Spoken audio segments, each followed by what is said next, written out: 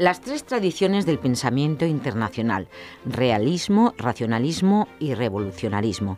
Nos acompaña hoy la profesora de Relaciones Internacionales de la UNED, Paloma García Picazo, para introducirnos en un tema que conforma parte del temario de la asignatura en el grado de Ciencia Política y de la Administración. Se trata de un tema clásico y en cuyo análisis quizás encontremos alguna respuesta que nos ayude a entender muchos de los acontecimientos que hoy vivimos relacionados con las relaciones internacionales. Vamos a profundizar, como decimos, en las tres tradiciones del pensamiento internacional, pero antes, muy buenos días y muchas gracias por contar de nuevo con usted, profesora García Picazo. Gracias por aceptar nuestra invitación. Buenos días, la agradecida soy yo. Siempre es un placer estar aquí en esta radio tan querida de la UNED. Gracias, profesora García Picazo. Bien, ¿por qué vamos a analizar estas tres tradiciones? ¿Por qué traemos este tema tan peculiar a la radio? Sí, es un tema bastante fascinante y vamos a citar, lo primero de todo, su paternidad. La idea, que fue genial en todos los sentidos, pertenece a un autor británico que se llama Martin White, de la denominada Escuela Inglesa de Relaciones Internacionales, y él tuvo la brillante idea de plantearse, primero, que las relaciones internacionales como teoría no datarían exclusivamente del siglo XX. Generalmente se adscribe su nacimiento a justamente las postrimerías de la Primera Guerra Mundial. Él sitúa el origen pues mucho más atrás en el tiempo, con lo cual la teoría internacional se sitúa pues prácticamente en los orígenes del pensamiento humano. Por eso se llaman las tres tradiciones, tradiciones en sentido figurado, porque a lo que se refiere es como a que habría tres tendencias principales que se podrían formalizar incluso como rúbricas, bajo las cuales se puede agrupar lo principal de una serie de características del pensamiento internacional. Se titulan, como se acaba de decir, realismo, racionalismo y revolucionarismo, y bueno, llegan al propio origen de la filosofía política, de tal manera que aquí estaríamos hablando de teoría política internacional o filosofía política internacional. Muy bien, vamos a desglosar quizás cada una de estas tres corrientes, de estas tres tradiciones. Empezaríamos pues quizás por el realismo. Se supone que todos los analistas, todos los investigadores, las personas que han profundizado en esta corriente son efectivamente estudiosos, o también hay políticos. Sí, esto es muy interesante porque podemos empezar por plantearnos, dado que estamos en la universidad, que todo científico, para acometer su oficio, debe proceder con realismo, porque claro, su examen, su análisis se centra en la realidad, con lo cual existe un realismo científico que es incuestionable de todo punto y que además pues, sería uno de los requisitos de la objetividad que toda ciencia requiere. Que lo diferenciaría, claro, además del realismo político, lógicamente. Exactamente. Entonces aquí de lo que estamos hablando es de realismo político. Y como realistas políticos pasan tanto una serie de estudiosos, filósofos, intelectuales, pensadores y también políticos en ejercicio que digamos que actúan, aquí ya no es tanto el pensar como el obrar, con realismo en el escenario internacional. Digamos que también es una de las corrientes predominantes en la política internacional, que en sí misma se caracteriza fundamentalmente por tratar de ser realista, y ahora podemos intentar ir desbrozando algunas de sus características. Toda tipología siempre es aproximada, es decir, esto no son tipos fijos, compartimentos estancos. Vamos a exponer una serie de características generales según lo propuesto por Martin White y a su vez él mismo, como era muy inteligente, también lo señalaba, dentro de estas tipologías, pues por supuesto hay casos que serían conceptuables como realistas racionalistas, como racionalistas revolucionarios, etcétera, etcétera. Empecemos, pues, profesora García Picazo, quizás por definir las características, para saber exactamente de qué estamos hablando cuando hablamos de realismo. Sí, pues vamos a empezar por, como sistema ilustrativo para nuestros oyentes, autores que podemos considerar realistas políticos. Pues uno fue Aristóteles, seguido de Tucídides, Maquiavelo, Bodino, Hobbes, Spinoza, Vatel, que es más desconocido, es un autor de la época de la Ilustración, o el propio Hegel. Las características del realismo político, según el desglose que realiza White, por ejemplo, consideran que la naturaleza humana es en sí misma egoísta. El ser humano sería egoísta por naturaleza. En consecuencia, ese ser humano egoísta obra movido por el propio interés. Y en ese sentido es partidario de aplicar una política de fuerza. En ese caso, el derecho no sería la expresión, pues, de una justicia trascendental. No, el derecho traduciría y sancionaría las relaciones de poder dentro de la propia sociedad. Las alianzas que, por ejemplo, se firmen en el ámbito internacional entre los Estados, que además serían los sujetos prioritarios de la vida internacional, es decir, los Estados serían considerados como individuos. Y trasladando el esquema del individuo egoísta, los Estados también serían egoístas y actuarían movidos por la doctrina del interés nacional. Entonces, entre sí, cuando firman alianzas, esas alianzas están supeditadas al propio interés nacional de los propios estados, que van pactando siempre con muchísimas reservas. Y es un clima internacional, digamos que marcado por la desconfianza recíproca. Asimismo, como creen que el Estado es el sujeto principal de las relaciones internacionales, le conceden un papel muy relativo o totalmente subordinado, por ejemplo, a las organizaciones internacionales.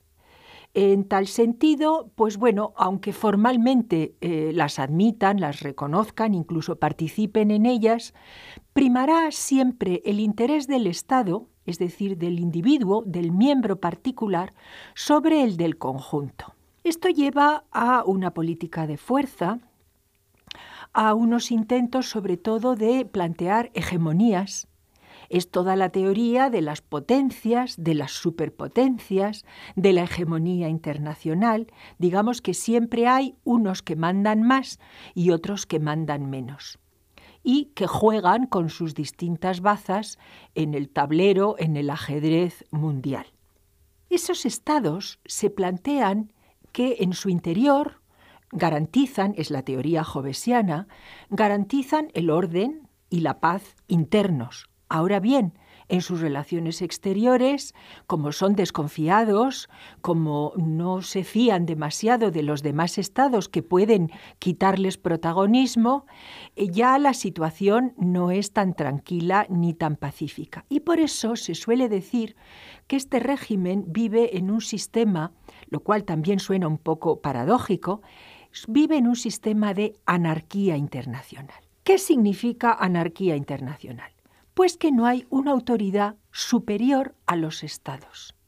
No existe una instancia por encima de los estados que pueda, por ejemplo, poner orden en el mundo, porque esos estados no ceden soberanía, que es un atributo que ellos consideran propio de sí mismos. Esto lleva a una situación que ya desde el siglo XVI, XVII, incluso antes, se llamaba en latín la guerra de todos contra todos, bellum omnium contra omnes.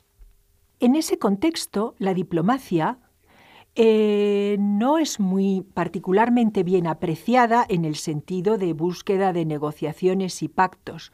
En la diplomacia prima la astucia, prima la habilidad, y cuando se firman tratados, los tratados suelen ir acompañados de muchas reservas. Es decir, yo firmo un pacto, un acuerdo, un convenio con otro Estado, pero me reservo, es como cuando una persona privada hace un contrato y pone muchas cláusulas.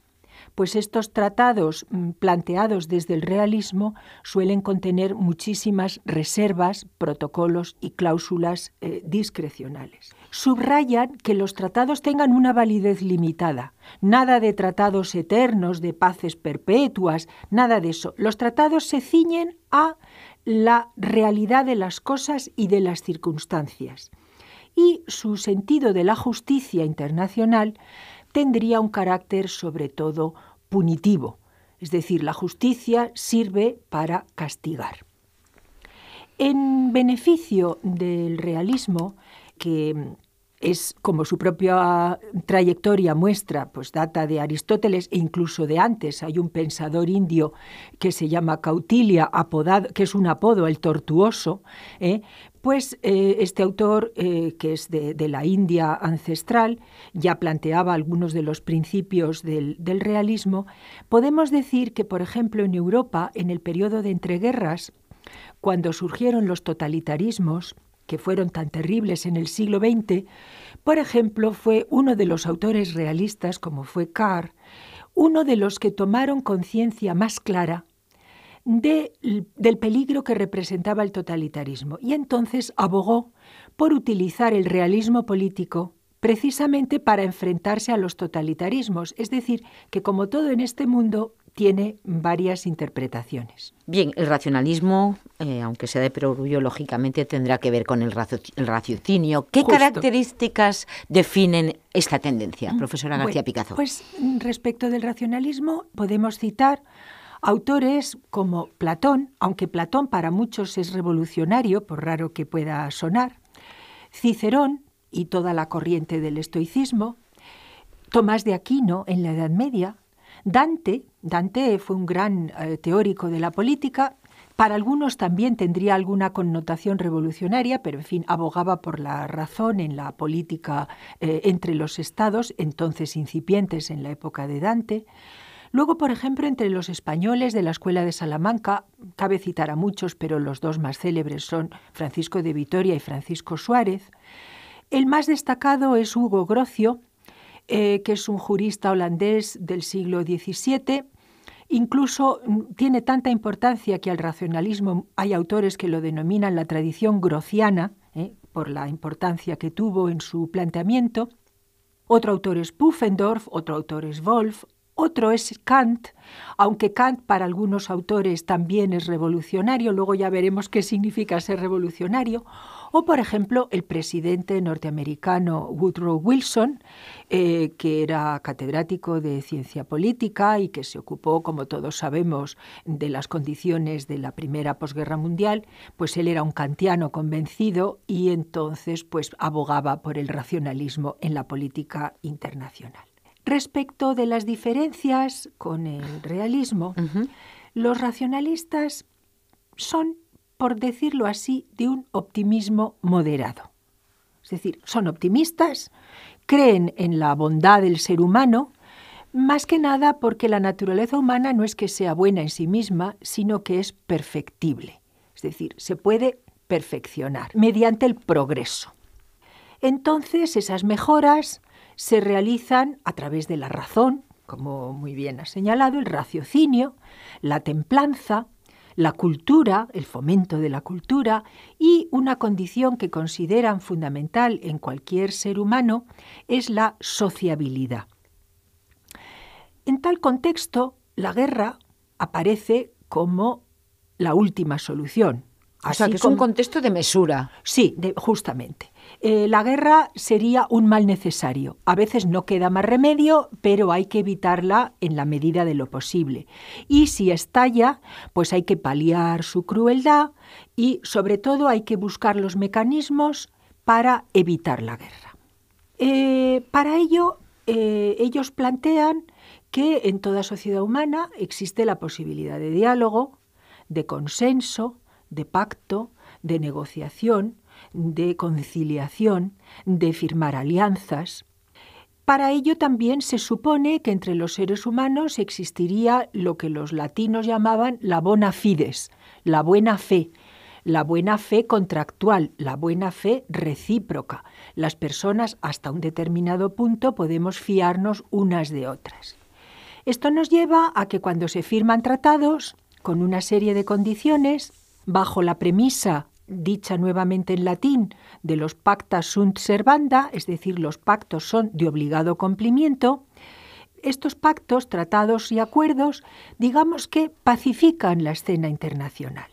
Y otro modo de pacificar esa escena, de evitar esos excesos hegemónicos de las potencias y de las superpotencias, consistiría en establecer mecanismos de equilibrio, lo que se llama el equilibrio del poder internacional. Y ahí los estados de tamaño menor o de importancia menor, los menores o pequeños o medianos, mediante sus propias alianzas, pueden contrarrestar los excesos de las superpotencias, de los grandes. Evidentemente todo esto es muy complicado. Ellos buscan un análisis racional, tanto de las expectativas como de los intereses, como de las ventajas, como de las condiciones de todas las partes implicadas. Plantean apaciguar por principio y también consideran, le dan mucha importancia, por ejemplo, a todo el amplio panorama de la economía, las transacciones y la comunicación, entendiendo que hablando se entiende la gente, comunicándose se entiende la gente, comerciando se entiende la gente, son relaciones pacíficas y cooperativas que de algún modo mitigan la dureza de las condiciones anteriores reflejadas en el realismo. Ciertamente conformarían una buena diplomacia, pero tiene ciertos matices idealistas. Justo. Eso es una observación muy interesante porque hay incluso ya en el contexto de las relaciones internacionales del siglo XX, a estos racionalistas fueron tachados de idealistas. Precisamente por, digamos que, confiar excesivamente en la buena fe. Lo que pasa es que esto, se lo achacaron los realistas posteriores. Ellos asimismos no se consideraban idealistas. Y entonces, creen, en cualquier caso, que por encima de la fuerza estaría el derecho. El derecho como fuerza planteada, la fuerza de la razón, no tanto a lo mejor la fuerza del poder puro y duro. Nos vamos a ir al revolucionarismo. Profesora García Picazo, sí que parece que el revolucionarismo conforma las connotaciones que tiene la utopía, el optimismo, acerca de la posibilidad quizás de transformar la sociedad, también con métodos más drásticos. Yo no sé si nos acercamos a esa realidad, a lo que este autor, Wright, quiso definir en su concepto de esta corriente. Sí, pues esta ya sería la tercera. Esta es muy curiosa porque él a su vez distingue, como muy bien acaba de señalar, un revolucionarismo violento y un revolucionarismo pacífico, porque tan revolucionario es un pacifista como en otro tipo de revolucionario. Como autores podemos citar dentro de los revolucionarios, aquí ya el repertorio es a veces para algunas personas incluso chocante. Podemos ir, por ejemplo, a determinados autores estoicos muy antiguos de Grecia, dentro de la corriente más radical del estoicismo, aunque el estoicismo era moderado en sí mismo, pero había planteamientos cosmopolitas muy revolucionarios. Podemos hablar de Agustín de Hipona, podemos mencionar a Calvino, podemos mencionar a Bartolomé de las Casas, el defensor de los indios de América. Podemos mencionar a Tommaso Campanella, que es un autor muy interesante, a Rousseau, por supuesto, a William Penn, que era un cuáquero, fundador del estado de ahí se llama el estado norteamericano de Pensilvania, proviene de su nombre. White realiza una mención explícita al pacifismo de los cuáqueros y de otros movimientos religiosos en su origen que emigraron a los Estados Unidos para fundar comunidades utópicas, a Paine, que es uno de los grandes autores de derechos humanos, pero también a Fourier, al propio Marx, a Noam Chomsky en la actualidad. Son autores, vemos que hay una mezcla muy grande con una gran diversidad ideológica una diversidad enorme también de planteamientos ante la vida, ante la naturaleza del ser humano, ante las condiciones de la persona en el mundo. Entonces, por ejemplo, en el revolucionarismo, y sigo ciñéndome al análisis de Martin White, consideran que sobre la naturaleza humana comparten con los realistas un cierto pesimismo existencial. Es decir, la criatura humana está en el mundo en unas condiciones, siempre señalan las condiciones terribles del mundo, con lo cual, pues claro, aciertan bastante. Pero en ese mundo, tanto si son personas de creencias religiosas como personas de creencias seculares, ese mundo de alguna manera les trasciende. Están en ese mundo, pero hay como una condición de más allá, independientemente de que el planteamiento sea religioso o no. Entonces apelan a Dios, a la religión, pero también a la historia. Somos como una especie, los seres humanos seríamos como una especie de juguetitos en la historia. O también las personas estaríamos inscritas en un marco ideológico o de partido muy concreto, o incluso hay revolucionarios, hay un revolucionarismo racista, con la categoría absoluta de raza, de la cual no se puede salir.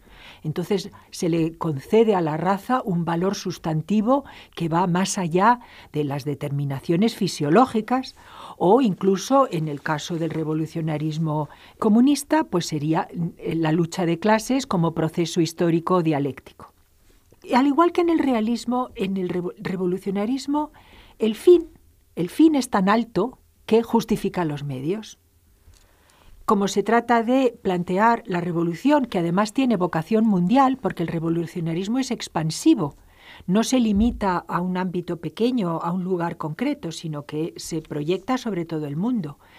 Y el fin justificaría los medios. Y en tanto en que se justifica esto, la guerra o el conflicto abierto también se justificaría. Porque, claro, hay veces que, digamos que la historia o una verdad trascendente impone que se usen las armas porque en realidad es para salvar a los demás de la condición en la que están.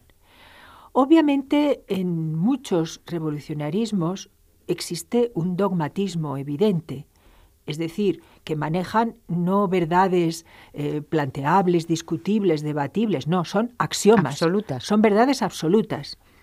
Y esto indica también que en muchos revolucionarismos se dé una propensión totalitaria. No hay diversidad ideológica, porque al final lo que se busca es convencer a todo el mundo de la verdad que uno mantiene, con lo cual no hay diálogo, no hay disenso, y el consenso está inducido. Y se lleva todo con una radicalidad muy grande. Claro, Martin White, cuando habla del revolucionarismo pacifista, que claro es heroico, utópico, idealista, él utiliza el término en inglés invertido, es decir, invierte la potencialidad del conflicto precisamente para lograr la paz en el mundo. Y como radicales, que son todos los pensadores revolucionarios, no tienen un gran aprecio por el derecho internacional, pues porque les parece la expresión de la élite, del establishment, de la casta, de los poderes establecidos. El derecho no se considera una cosa muy apreciable. Tampoco se valora mucho la diplomacia, porque claro, la diplomacia sería el arte de la componenda, y eso a ellos no les gusta.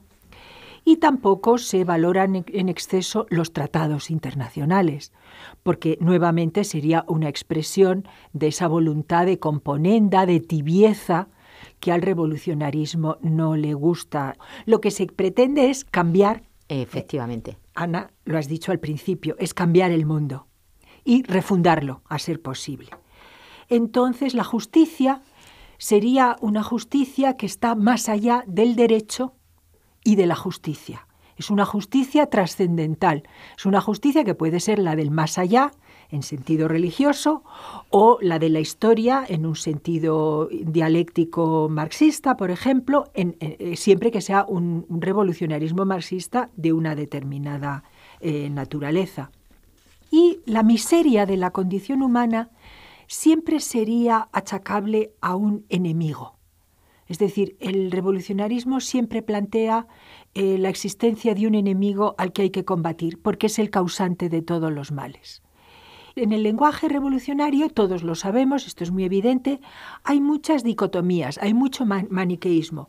Todo es blanco o negro, bueno o malo. No existen componendas. Entonces, lo malo debe ser erradicado y lo bueno debe ser impuesto. Y además hay una proyección muy curiosa tanto hacia el pasado lejano, la Edad de Oro, como al futuro incierto. En ese futuro incierto se realizará la salvación universal. Así es que yo creo que de esta manera tan sucinta hemos repasado las características principales y solamente quería añadir y recalcarlo que claro que son tipologías útiles que posiblemente a nuestros oyentes les interesen o incluso les diviertan porque pueden hacer el juego de decir, ¿y a este autor cómo le considero? ¿Revolucionario, realista, racionalista? ¿Dónde encaja? Y también sirve para aplicarlo sobre los actuales políticos de todo el mundo. Como siempre, profesora García Picazo, es un gran placer, un lujo poder contar con usted. Aquí llegamos a nuestro final. El tema, como decimos, ha sido interesantísimo. Nos hemos referido a las 3 grandes tradiciones del pensamiento en la teoría de las relaciones internacionales, que son realismo, racionalismo y revolucionarismo. Bueno, pues como decimos, un placer. En próximas semanas esperamos que nos hagan hueco en su agenda para seguir profundizando en algún tema tan interesante como este, relacionado siempre con las relaciones internacionales, asignatura que imparte la profesora García Picazo desde hace muchos años en nuestra universidad. Muchísimas gracias y hasta pronto. Muchísimas gracias y, en efecto, hasta muy pronto.